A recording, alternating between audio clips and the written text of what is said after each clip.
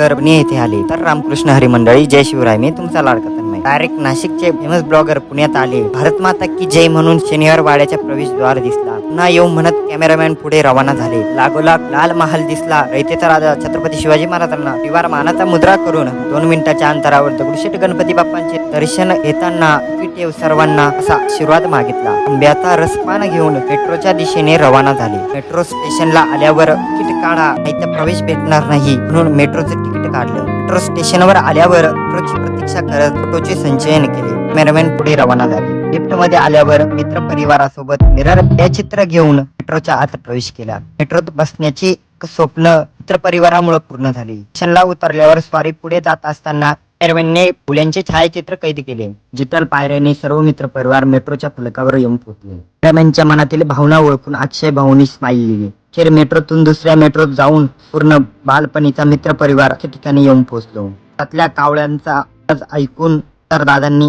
मित्र परिवाराला फळची मेजवानी खाऊ घातली. ज्या महत्वाच्या कामासाठी आलो म्हणजे अखेर जे आपल्या तुषार दादांनी ऐकून घेतला.